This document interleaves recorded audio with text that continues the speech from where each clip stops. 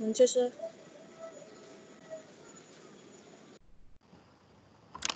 तपाईँ स्लाइड देख्नुभयो भने बोल्नुहोस् त।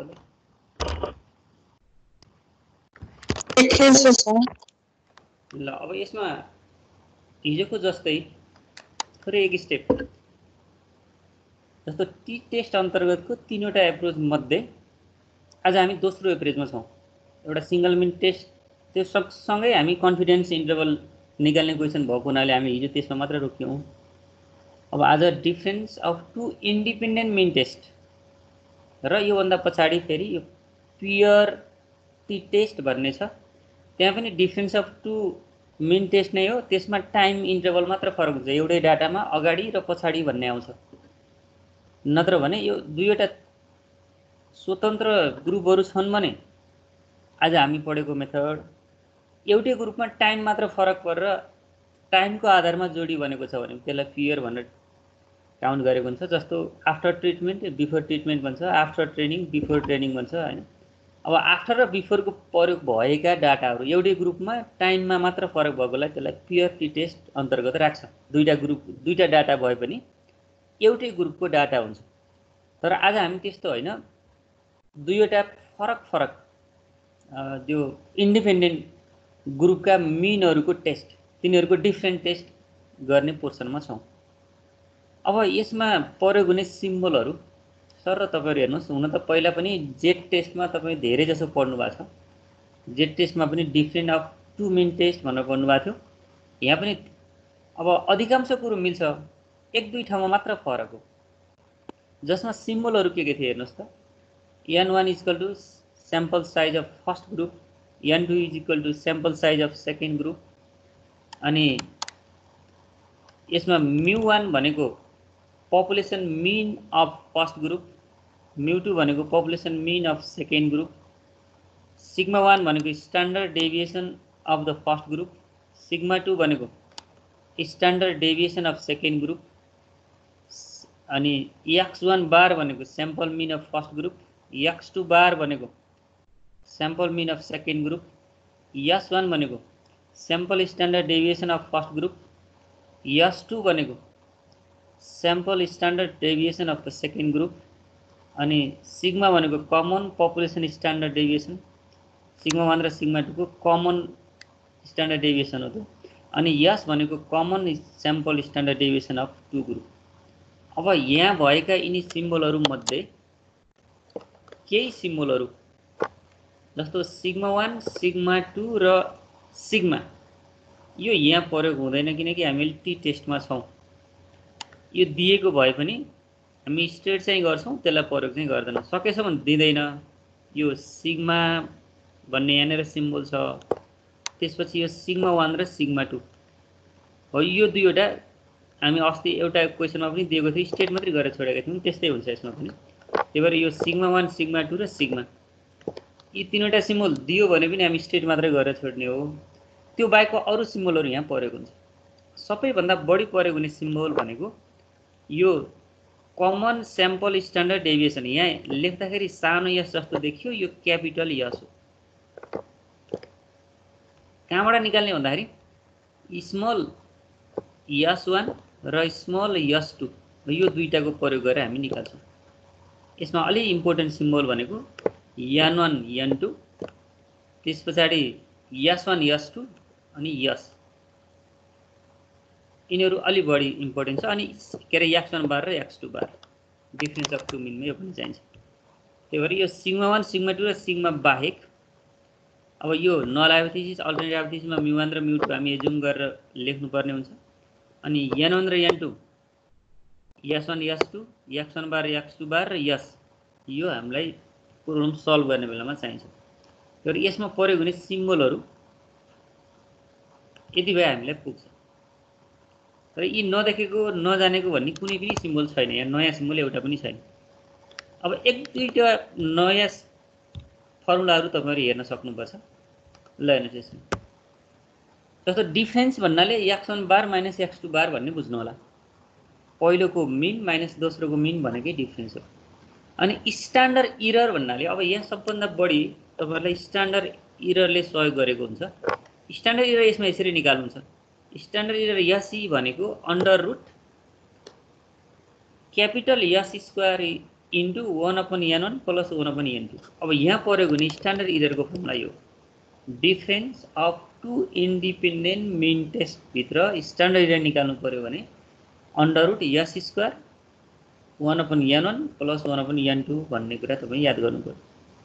अब यो स्याम्पल डाटा दियो भने स्याम्पल मिन निकाल्ने बेला समेसन x1/n1 निकाल्नुहोस्, a प्लस समेसन f/n निकाल्नुहोस्।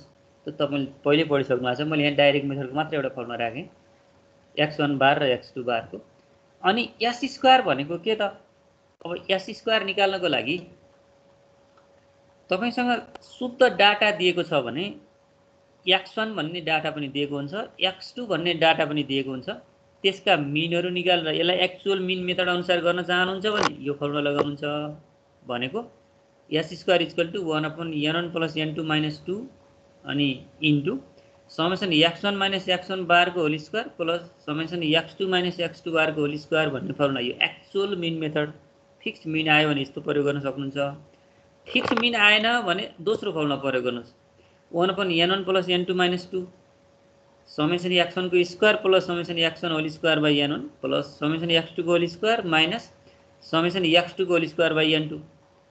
अनि त्यस्तै गरी मैले त डाइरेक्ट मेथड गरेर के अरे सर्टकट मेथड कुनै एज्युम गरेर डाटा घटाएर निकाल्न चाहन्छु भन्नुहुन्छ भने d1 भनेको x1 माइनस a1 भनेको x1 भन्ने डाटाको एज्युम मिन अनि d2 भनेको x2 माइनस a2। त्यस्तै गरी x2 भन्ने डाटाको एज्युम मिन a2 राख्यौँ भने d2 निकालेर यस्तो फर्मुला प्रयोग गर्नुहुन्छ तपाईँ 1/n1 plus n2 minus 2 summation d1 square minus summation d1 को whole square by n1 plus summation d2 square minus summation d2 square by n2। अब तपाईँले प्रयोग गर्ने बेलामा दोस्रो या तेस्रो मध्ये एउटा प्रयोग गर्नु भने जुनसुकै क्वेसनलाई पनि मिलेको हुन्छ। हुन त तपाईँ स्वतन्त्र हुनुहुन्छ, यहाँ भएको तीनटा मध्ये जुन कुनै प्रयोग गर्न सक्नुहुन्छ। तर मैले एउटा मात्रै फर्मुला प्रयोग गरेर सबै क्वेसन गर्न चाहन्छु भन्नुहुन्छ भने तपाईले यहाँ भएको यो दोस्रो या तेस्रो यो मध्येको जुन कुनै गरे पनि सबै क्वेसनलाई मिल्ने हुन्छ। तर पहिलो सबैलाई नमिल्न सक्छ किनकि फिक्स्ड मिन आएको बेला मात्र प्रयोग हुने हो। तर यी फर्मुलाहरू तपाईँ यस नभएसम्म हामी स्ट्यान्डर्ड इरर निकाल्न सक्दैनौँ। स्ट्यान्डर्ड इरर अब नभएपछि फेरि हामी के गर्छौँ क्याल्कुलेटेड भ्यालु निकाल्न सक्दैनौँ। त्यसकारण पहिला स्ट्यान्डर्ड इररको फर्मुला याद गरिदिनुहोस्। अब यो त हामीलाई कि डाटा दिएको बेलामा निकाल्ने फर्मुला भयो। तर तपाईँलाई डाटा नदिइकन आफै sample standard deviation of first group र sample standard deviation of second group भनेर दियो भने अब सबैभन्दा इम्पोर्टेन्ट फर्मुला यो लास्टमा छ। हेर्नुहोस् S square equal to summation n1 के अरे n1 summation n1 s1 square plus n2 s2 square by n1 plus n2 minus 2। ल यो यदि क्वेसनमा आफै स्याम्पल स्ट्यान्डर्ड डेभिएसन पहिलो ग्रुपको र दोस्रो ग्रुपको स्याम्पल स्ट्यान्डर्ड डेभिएसन दिएको रहेछ भने तपाईले यो फर्मुला प्रयोग गर्नुपर्ने हुन्छ। भनेपछि यहाँ माथि मध्येको यो दुईटा मध्येको एउटा फर्मुला र यो फर्मुला यो दुईटा टाइपको फर्मुला नसम्झेसम्म हामी यस निकाल्न सक्दैनौँ।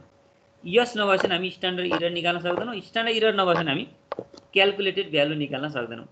त्यसकारण अब क्याल्कुलेटेड भ्यालुको लागि पनि स्ट्यान्डर्ड इरर चाहियो। स्ट्यान्डर्ड इररको लागि यो दुईवटा फर्मुला तपाईहरु नोट गरिसक्नु भएको छ, पक्कै पनि यसलाई सम्झिनु पर्नै हुन्छ। अनि यसमा डिग्री अफ फ्रिडम भनेको यही n1 प्लस n2 माइनस 2 र यसमा एउटा रेस्ट्रिक्सन के राखेको छ भने तपाईं दुईटा स्याम्पल दिँदै गर्दा n1 प्लस n2 माइनस 2 गर्दै गर्दा 30 भन्दा माथि आयो भने त्यो स्वत जेड टेस्ट हुन्छ, यो टी टेस्ट हुँदैन भनेर तपाईं बुकको पनि एकपटक पढ्नु होला, त्यहाँनेर भनेको छ। त्यसकारण अब यो डिग्री अफ फ्रिडम 30 या 30 भन्दा सानो हुनुपर्छ। त्यसलाई याद गरिदिनु होला। दुईवटा स्याम्पल ग्रुपका स्याम्पल नम्बरहरू प्लस गरेर 2 घटाउँदै गर्दाखेरि 30 या 30 भन्दा सानो आयो भने यो प्रब्लम टी टेस्टको प्रब्लम हो, हैन भने त्यो जेड टेस्टको प्रब्लम हो। जेड टेस्टमा हामी different of two mean test पढिसकेका छौँ, त्यो तपाईहरु याद गरिदिनु होला। त्यो कहाँबाट छुट्याउने भन्दाखेरि यो डिग्री अफ फ्रिडम पहिले सुरुमा चेक गर्नु होला तपाईहरु n1 प्लस n2 माइनस 2 त्यो गर्दै गर्दा 30 भन्दा ठुलो आयो भने तपाई जेड टेस्ट पढ्ने बेलामा जुन स्टेप गर्नुभएको थियो तिनै स्टेप गरेर अगाडि जानु होला। हैन भने 30 भन्दा सानो आयो भने अहिले मैले अब भन्दै गरेका स्टेपहरु अब स्ट्यान्डर्ड इरर कसरी निकाल्ने भन्ने यिनी फर्मुला प्रयोग गर्नु पर्यो अनि त्यही अनुसार अगाडि बढ्न सक्नुहुन्छ। त्यही भएर यो कुराले धेरै कुरा इन्डिकेट गरेको हुन्छ, याद गर्नुलाई। जेड टेस्टमा जाने या टी टेस्ट गर्ने भन्ने कुरा n1 + n2 - 2 ले जनाइराखेको हुन्छ। यसलाई याद गर्नुभयो भने तपाईहरुलाई सजिलो हुन्छ।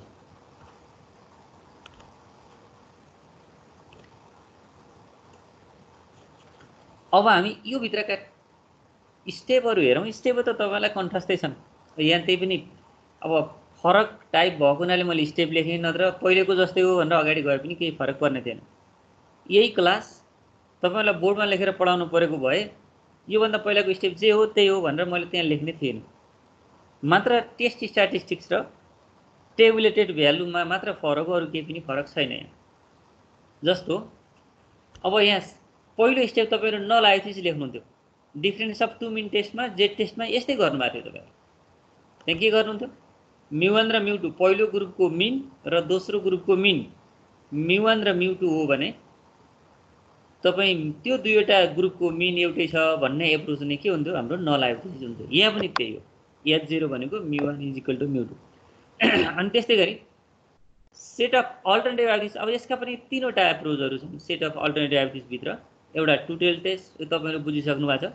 टु टेल टेस्ट कति बेला कम्प्यारेटिभ ओर्डर आएको छैन त्यसमा टु टेल टेस्ट लगाउनुहुन्छ। कम्प्यारेटिभ ओर्डर आएको छ र पहिलोको स्याम्पल मिन दोस्रोको स्याम्पल मिन भन्दा ठुलो छ भने राइट टेल टेस्ट लगाउनुहुन्छ। अनि कम्प्यारेटिभ ओर्डर आएको छ पहिलोको स्याम्पल मिन दोस्रोको भन्दा सानो छ भने त्यसलाई लेफ्ट टेल टेस्ट लगाउनुहुन्छ। लेख्ने बेला यसरी लेख्नुहुन्छ, एउटा h1 such that μ1 is not equal to μ2, अर्को h1 such that μ1 is greater than μ2, अनि h1 such that μ1 is less than μ2। यो तीनटा मध्ये एउटा हुन्छ। यो तपाईहरु पहिले बानी परिसक्नु भएको छ। दोस्रो, अब तेस्रो स्टेपमा जाँदाखेरि टेस्ट स्ट्याटिस्टिक्स अर्थात क्याल्कुलेटेड भ्यालु अफ टी। त्यसको पनि हामीले जे जानेका छौं पुरानै फर्मुला हो, डिफरेन्स अपन स्ट्यान्डर्ड इरर। अहिलेसम्म यो भन्दा अर्को लगाएका छैनौं। डिफरेन्स अपन स्ट्यान्डर्ड इरर, तपाई स्ट्यान्डर्ड इररको फर्मुला माथि नै स्टेट भइसक्यो। डिफरेन्स भनेको x1 बार - x2 बार, त्यो पनि माथि स्टेट गरिसक्यो। त्यही भएर यति सम्झे तपाईलाई पुग्छ। Difference upon standard error, difference भनेको x1 बार - x2 बार, अनि स्ट्यान्डर्ड इरर भनेको √s² 1/n1 + 1/n2 भन्ने भयो भने अब तपाई यो फर्मुला सिधै सम्झे पनि भयो। स्ट्यान्डर्ड इरर टेस्ट स्ट्याटिस्टिक्समा अब डिफरेन्स अफ टु मिन टेस्टमा हामी यसरी प्रयोग गर्न सक्दा रहेछौं भन्ने कुरा, x1 बार - x2 बार अपन √s² * 1/n1 + 1/n2 भनेर यो फर्मुला लगाउनु भने यसको क्याल्कुलेटेड भ्यालु आउँछ। क्याल्कुलेटेड टी को क्याल्कुलेटेड भ्यालु। अनि अब टेबुलेटेड भ्यालुको लागि तीनवटा कुरा तपाई याद गर्नु पर्यो। अल्टरनेटिभ हाइपोथेसिसमा कुन चाहिँ टेस्ट छ, टु टेल टेस्ट भयो एउटा हुन्छ, वन टेल टेस्ट भयो अर्को हुन्छ। अनि यो सिग्निफिकेन्ट लेभल कति छ र डिग्री अफ फ्रिडम कति छ। तपाईले degree of freedom, significant level र वन अर टु टेल टेस्ट मध्ये एउटा भयो भने तपाई टेबल हेर्न सक्नुहुन्छ। त्यसो भने यहाँ तपाई n1 + n2 - 2 पहिला याद गर्नुहुन्छ। तपाई जेड टेस्टमा जाउँ या टी टेस्टमा जाउँ भन्ने कुरा यो याद भइसक्यो भने त अनि तपाई 30 या 30 भन्दा सानो रहेछ भने टी टेबल हेर्नुहुन्छ र यो के रे टी टेस्ट के हुन्छ क्याल्कुलेटेड टी निकाल्नुहुन्छ। हैन भने तपाई फेरि जेड टेस्टमा जानुहुन्छ र त्यही जेड टेस्टको टेबल अनुसार अगाडि बढ्नुहुन्छ स्टेप अनुसार। त्यसकारण अब तपाई याद गर्नु पर्यो के सिग्निफिकेन्ट लेभल दिएकै हुन्छ अथवा 5% हो। अनि degree of freedom n1 + n2 - 2 हो। त्यसो भने टु टेल टेस्ट र वन टेल टेस्ट मध्येको एउटा भ्यालु हेरेर टेबुलेटेड भ्यालु निकाल्नुहुन्छ। माथि क्याल्कुलेटेड भ्यालु निकाल्ने बेला यो फर्मुला प्रयोग गर्ने। टेबुलेटेड भ्यालुको लागि क्राइटेरिया यिनीहरू सुरु हुन्छ। त्यसकारण अब अर्को स्टेप भनेको के भयो, क्याल्कुलेटेड टेबुलेटेड भ्यालु निकाल्ने हो। अब टेबुलेटेड भ्यालु त तपाईहरु हेर्न सक्षमै हुनुहुन्छ। जस्तो it depends upon the alternative hypothesis. यो टेबुलेटेड भ्यालु कहाँ डिपेन्ड गर्छ, अल्टरनेटिभ हाइपोथेसिसमा डिपेन्ड गर्छ। अनि सिग्निफिकेन्ट लेभलमा पनि गर्छ, त्यस्तै गरी डिग्री अफ फ्रिडममा पनि गर्छ है। For example if alpha = 10%, degree of freedom = 20, the alternative hypothesis is two tail test भनेपछि यहाँ तीनटै कुरा दियो भने हामीलाई अल्टरनेटिभ के हुन्छ, degree significant level 10%, degree of freedom 20 र alternative hypothesis two tail test भन्ने यदि क्वेशनमा एभाइलेबल रहेछ भने अब तपाई टेबल गएर हेर्नुहुन्छ त्यसको टु टेल टेस्टको 10% सिग्निफिकेन्ट लेभलमा 20 डिग्री अफ फ्रिडम हुँदाखेरि 1.325 हुन्छ भनेर मैले यहाँ लेखेँ। यदि मैले यहाँ गल्ती गरेको नि तपाईँले टेबल हेरेर सच्चा हुन्छ, तपाईँ हेर्न जानिसक्नु भएको छ। त्यस्तै अब यहाँ 1 टेल टेस्ट रहेछ भने त्यसको भ्यालु 1.725 रहेछ भनेर अब टेबलमा गएर हेर्नुहुन्छ। यो टेबल हेर्ने र भ्यालु निकाल्ने स्टेप मात्र भयो।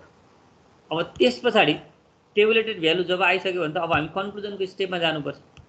अब कन्क्लुजन स्टेप त जहिले पनि तपाईँहरू अब बानी परिसक्नु भएको छ। क्यालकुलेटेड भ्यालु टेबुलेटेड भ्यालु भन्दा सानो अर्थात् बराबर छ भने इन्सिग्निफिकेन्ट हुन्छ। इन्सिग्निफिकेन्ट टेस्ट हुनु भनेको के हो त, नल जेरोलाई के हुन्छ, एच जेरोलाई नल हाइपोथेसिसलाई एक्सेप्ट गर्नु हो। यहाँ पनि त्यही छ, तपाईँ तुलना गर्ने बेला एब्सोल्युट भ्यालु लगाएर त्यो भ्यालुलाई तुलना गर्नु होला भनेर क्यालकुलेटेड भ्यालुलाई पनि एब्सोल्युट अनि टेबुलेटेड भ्यालुलाई नि एब्सोल्युट फर्म भएको बेलामा क्यालकुलेटेड भ्यालु टेबुलेटेड भ्यालु भन्दा सानो अर्थात् बराबर छ भने हाम्रो टेस्ट इन्सिग्निफिकेन्ट हुन्छ। इन्सिग्निफिकेन्टको मिनिङ हामीले सोचेको कुरा ठिक छ भन्ने हो, एक्सेप्ट गर्यो अरे, नल हाइपोथेसिस एक्सेप्टेड भन्ने बुझ्नु छ। होइन भने रिजेक्टेड हुन्छ। होइन भनेको मिनिङ के त, क्यालकुलेटेड भ्यालु टेबुलेटेड भ्यालु भन्दा ठुलो छ भने टेस्ट सिग्निफिकेन्ट हुन्छ। त्यसको मिनिङ H0 रिजेक्टेड हो अथवा H1 चाहिँ एक्सेप्टेड हो। यो तपाईँहरू बानी परिसकेको हुनाले यसमा धेरै टाइम खर्च गरेर बसिराख्नु आवश्यक छैन। अब यस्तै एउटा प्रब्लम हेरौँ, किनकि माथि भएका यिनी स्टेपहरूलाई प्रयोग गरेर अगाडि बढ्ने प्रब्लम। तपाईँलाई अब टेबल दियो भने यो हामी एउटा टेबल के अरे डाटा दियो भने एउटा टेबल बनाएर यसलाई चाहिने कोलमहरू बनाएर अनि यस क्यापिटल यस निकालेपछि बल्ल हाम्रो स्टेप सुरु हुन्छ। अब टेबल दिएन, sample standard deviation of first group र sample standard deviation of second group दिएको रहेछ भने सिधै एस स्क्वायर निकाल्न सक्छौँ। त्यसकारण हामी स्टेप सुरु गर्न सकिन्छ। त्यसैले अब भ्यालु हो अथवा सिधै दिएको स्ट्यान्डर्ड डेभिएसन हो त्यो हेरेपछि थाहा पाउनुहुन्छ। अब यसको एउटा इक्जाम्पल हेरौँ। ल यो इक्जाम्पलमा in a certain factory there are two process manufacturing the same item. The average weight in the sample of 15 items produced from one process is found to be 120 grams with standard deviation of 13 grams, while corresponding figures in a sample of 12 items from the other process are 124 grams and 14 grams. भनेपछि त्यो 14 grams के हो, standard deviation हो। Find the standard error of difference of mean and test whether two mean weights differ significantly or not at 10% level of significance भन्यो। अब यहाँ level of significance 10% दिएको छ अनि के हुन्छ, दुईवटाको डिफरेन्स टेस्ट गर भनेको छ। अब यसलाई के दिएको छ भन्दाखेरि दुईवटा डाटा हामीलाई एउटा स्याम्पल कति छ, N1 भनेको 15 दिएको छ, X1 बार भनेको 120 दिएको छ र स्मल S1 भनेको 13 दिएको छ पहिलो डाटाको। दोस्रो डाटाको फेरि स्याम्पल N2 भनेको 12 दिएको छ, X2 बार भनेको 124 दिएको छ र S2 त्यसलाई 14 दिएको छ। यदि हामीलाई चाहिने कुरा सबै दिएर के सोध्यो, अब त्यो डिफरेन्स ठिक छ त, पहिलो प्रोसेस र दोस्रो प्रोसेस ठिक हो त, दुईटैबाट आउने स्ट्यान्डर्ड के अरे स्याम्पल मिनहरू बराबर हुन्छ त भन्ने हाम्रो एप्रोच हो। तिनीहरूको डिफरेन्स इक्वल छ, डिफरेन्स 0 छ भन्ने हाम्रो एप्रोच नै, अथवा पहिलोको स्याम्पल मिन र दोस्रोको स्याम्पल मिन बराबर छ। अब हामी मान्ने बेला त एजुम त के हुन्छ, पहिलो ग्रुपको पपुलेसन मिनसँग दोस्रो ग्रुपको पपुलेसन मिन बराबर छ भन्ने कुरा ठिक हो भनेर मान्नु पर्यो। त्यसलाई टेस्ट गर्ने बेला बल्ल यहाँ दिएको स्याम्पल डाटा प्रयोग हुने हो। अब स्याम्पल डाटा यहाँ दिएको छ, त्यसैले अब हामी के गर्न सकौँ, पहिला सिम्बल छुट्याउँ। मैले सुरुको स्लाइडमा सिम्बल राखेको थिएँ, त्यहाँ भएका सिम्बलहरूमध्ये N1 N2 small S1 small S2 अनि X1 बार X2 बार यिनीहरू एभाइलेबल हुनुपर्छ। अनि सिग्निफिकेन्ट लेभल छ भने दिएको, छैन भने 5% राखेर हामी अगाडि बढ्छौँ। अब यसमा पनि पहिलो काम के गर्नु पर्यो, यिनै सिम्बलहरू छुट्याउनु पर्यो। जस्तो N1 भनेको 15, N2 भनेको 12, X1 बार भनेको 120, X2 बार भनेको 124। अब स्मल S1 र स्मल S2 यहाँ दिएको छ, त्यसकारण यहाँ क्यापिटल S निकाल्ने बेला यस्तो फर्मुला प्रयोग गऱ्यौँ। यो स्मल S1 र स्मल S2 नदिएर तपाईहरुलाई x1 र x2 दुईटा डाटा दिन पनि सक्छ है। दुईवटा x1 र x2 भन्ने यदि डाटा दियो भने तपाईहरुले त्यो अगाडि मैले भनेको फर्मुला लगाएर टेबलमा कोलमहरु बनाएर अनि यस निकाल्नु पर्ने हुन्छ। अब तपाईहरुको क्वेशन अनुसार अगाडि बढ्नु होला। अब यहाँ यस स्क्वायर भनेको n1 s1 square plus n2 s2 square upon n1 plus n2 minus 2 भन्ने हुन्छ। त्यसबाट 195.48 आउँदो रहेछ। त्यस्तै गरी स्ट्यान्डर्ड एरर निकाल्नको लागि capital S square into 1 upon n1 plus 1 upon n2 यहाँबाट 5.41 आउँदो रहेछ। तपाईले अब स्टेप सुरु गर्नुभन्दा पहिला पहिलो ग्रुपको नल हाइपोथेसिस र पहिलो ग्रुपको मिन र दोस्रो ग्रुपको मिन त तपाईहरु मान्नु पर्छ। त्यहाँ त हामी μ1 र μ2 त क्वेशनमा खै पनि दिएको छैन। अब हाम्रो एजुम्सन के हुन्छ भन्दाखेरि पहिलो प्रोसेसबाट आउने मिन र दोस्रो प्रोसेसबाट आउने मिन जुन समग्र पपुलेसनको लागि बराबर छ भन्ने एप्रोच नै हाम्रो के हो त नल हाइपोथेसिस हो। त्यसकारण हामी यहाँ लेट भनौं let μ1 and μ2 be the population mean of first and second group। पहिला जेट टेस्टमा यही गर्नुहुन्थ्यो। μ1 र μ2 तपाई एजुम गरेको समग्र डाटालाई एजुम गरेको मिन चाहिँ बराबर छ भन्ने एप्रोच नै के हो त नल हाइपोथेसिस हो। त्यसकारण μ1 र μ2 तपाईले लेट सपोज गर्नुभयो। अब सुरु हुन्छ यसका स्टेपहरु। पहिलो स्टेप के थियो नल हाइपोथेसिस μ1 = μ2 दुईटैको मिन बराबर छ अथवा दुईटाको मिनको डिफरेन्स 0 छ भन्ने एप्रोच के हो। कहीँनेर μ1 = μ2 लेख्छ भने कहीं यो क्वेशन हेर्ने बेलामा यसको सोलुसनमा μ1 - μ2 = 0 लेख्छ। कुरा एउटै हो डिफरेन्स 0 छ भन्ने एप्रोच नै नल हाइपोथेसिस हो। अनि अब त्यहाँ कम्प्यारेटिभ वर्ड नआएको कारणले हामीले μ1 is not equal to μ2 लेख्यौं। यदि कम्प्यारेटिभ वर्ड आएको हुन्थ्यो भने हामीले वान टेलो त्यो मध्ये लेफ्ट टेलो अथवा राइट टेलो छुट्याउँथ्यौं। त्यही अनुसार तपाईहरु लेख्नुहुन्छ। अनि टेस्ट स्ट्याटिस्टिक्स त्यो त डिफरेन्स पनि स्ट्यान्डर्ड एरर हो। अब डिफरेन्स x1 बार माइनस x2 बार हो। टेस्ट स्ट्यान्डर्ड एरर हामी माथि निकालिसकेका छौं। यहाँ सुरुमै स्ट्यान्डर्ड एरर कति आएको छ 5.41 भनेर निकालेका छौं हामीले त्यही राख्यौं यहाँ ल्याएर। स्ट्यान्डर्ड एरर भनेको 5.41 राख्दै गर्दा यहाँ नेगेटिभमा आउँदो रहेछ -0.7394 भन्ने हुने रहेछ। अनि त्यसो भने अब हामी तुलना गर्ने बेला यसको एब्सोल्युट भ्यालु चाहिन्थ्यो। पोजिटिभ आएको बेला मैले यसरी एब्सोल्युट भ्यालु नलागिकन कहीं सिधै लेखिदिएको थिएँ। तर अब यो के हुन्छ जुन पोजिटिभ आए पनि नेगेटिभ आए पनि जहिले पनि एब्सोल्युट भ्यालु नै निकाल्नु भने हामी झुकिनु पर्दैन। यहाँ टी क्याल्कुलेटेड भ्यालु कति आउने भयो त यहाँ नेगेटिभ भयो नि पोजिटिभ बनाएर राख्नु पर्यो। अनि स्टेप 4 मा तपाई सिग्निफिकेन्ट लेभल र डिग्री अफ फ्रीडम यो डिग्री अफ फ्रीडम सुरुमा चेक गर्नु होला। तपाईको कुन चाहिँ टेस्ट लगाउने हो भन्ने कुरा यसले निर्धारण गर्छ। यहाँ degree of freedom n1 + n2 - 2 n1 भनेको 15 छ n2 भनेको 12 छ अनि -2 गर्दै गर्दा 25 आयो। यो 30 भन्दा सानो आएको हुनाले हाम्रो टी टेस्ट हो। अब फेरि सिग्निफिकेन्ट लेभल 10% आफै तोकेको छ। अनि हामी माथि स्टेप 2 मा चाहिँ टु टेल टेस्ट भन्ने कुरा पत्ता लागिसक्यौं। त्यसो भने two tail test 10% significant level र 25 डिग्री अफ फ्रीडम छ भने अब तपाई टेबुलेटेड भ्यालु हेर्न सक्नुहुन्छ। अब यो स्टेपमा त्यही गर्ने। स्टेप 5 मा के गर्ने टेबुलेटेड भ्यालु निकाल्ने। त्यति बेला 1.316 भन्ने आउँदो रहेछ टु टेल टेस्टमा 10% सिग्निफिकेन्ट लेभलमा 25 डिग्री अफ फ्रीडम भएको बेलामा। अनि अब त कन्क्लुजन त पहिला तपाई जसरी गर्नुहुन्थ्यो त्यसरी नै गर्ने हो। टी को क्याल्कुलेटेड भ्यालुको एब्सोल्युट फर्म टी को टेबुलेटेड भ्यालुको एब्सोल्युट फर्म भन्दा सानो अथवा बराबर छ भने त्यो टेस्ट इनसिग्निफिकेन्ट अर्थात नट सिग्निफिकेन्ट हुन्थ्यो। यसको मिनिङ H0 एक्सेप्ट गर्छ भन्ने कुरा हुन्थ्यो।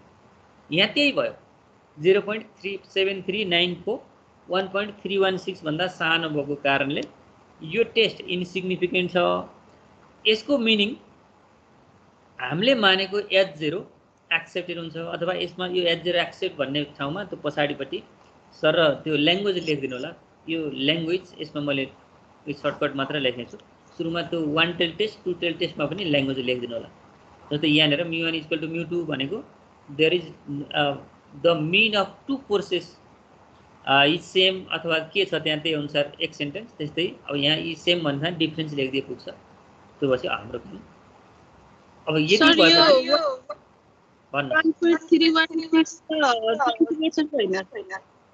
भन्नु त के भएछ यो वान टेल टेस्ट ट्याब्लेटेड भ्यालु के ए यहाँ चाहिँ वान टेल टेस्टको एरिया छ 20% को टु टेल टेस्ट ए कति छ टुटले टेस्टमा भन्नुहोस् त 1.708 एकछिन है अब त्यसो भएको भए सचाउनु पर्छ 1.708 हैन त्यो हेर्ने बेला गलत गरे होला मैले 1.708 भए पनि हाम्रो रिजल्ट त चेन्ज हुने भएन तर त्यो जे हो त्यही लेख्नु पर्छ 1.708 त्यसैले यहाँ पनि 1.708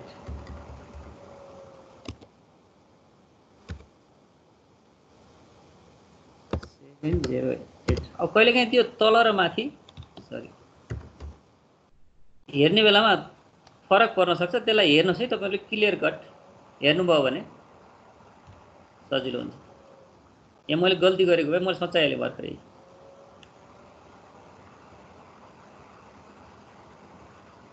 ल अब यहाँ यो गरेको त पक्का बुझ्नुहुन्छ नि तपाईहरु अहिलेसम्म त्यस्तो कुनै नबुझ्ने छ कुनै स्टेपमा छ भने यहीँनेर क्वेशन गर्नुहोस् फेरि यसलाई रिपिट गरौँ ल हैन भने तपाईहरुलाई होमवर्क भनेर हेर्नुहोस् त तल एक्सरसाइज 4.3 फ्रम प्रब्लम 16 to 28 आज अलि धेरै प्रब्लम छन् 16 देखि 28 सम्म तपाई यही स्टेपबाट यसरी नै सबै अगाडि बढाउन सक्नुहुन्छ मात्र कहाँनेर फरक होला भने यो s स्क्वायर निकाल्ने बेलामा सधैं n1 s1 square plus n2 sp square upon n1 plus n2 minus 2 यो फर्मुलाको ठाउँमा यो भन्दा फरक फर्मुला तपाईलाई डाटा दिएको बेलामा यसको फर्मुला लगाउनुस् त s स्क्वायर भनेको यस्तो फर्मुला लगाउनु पर्ने हुन्छ s स्क्वायर भनेको 1 upon n1 plus n2 minus 2 summation x1 square minus summation x1 whole square by n1 plus summation x2 square minus summation x2 square upon n2 अथवा या मध्येको कुनै यो प्रयोग गर्ने होला त्यो भन्दा अरु फरक छैन अरु सबै यसरी नै अगाडि बढ्ने ल भन्नुस् यसमा तपाईहरु अहिले मैले एक्सप्लेन गर्दै गर्दाखेरि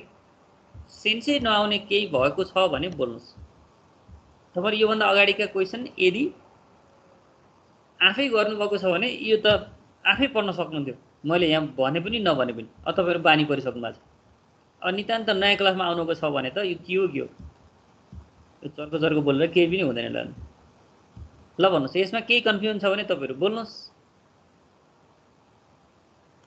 अब तपाईहरुको पालो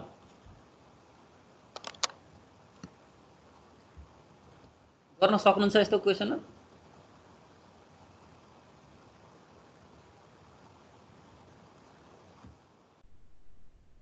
आज पनि टाइम तपाईको 20 मिनेट बाँकी छ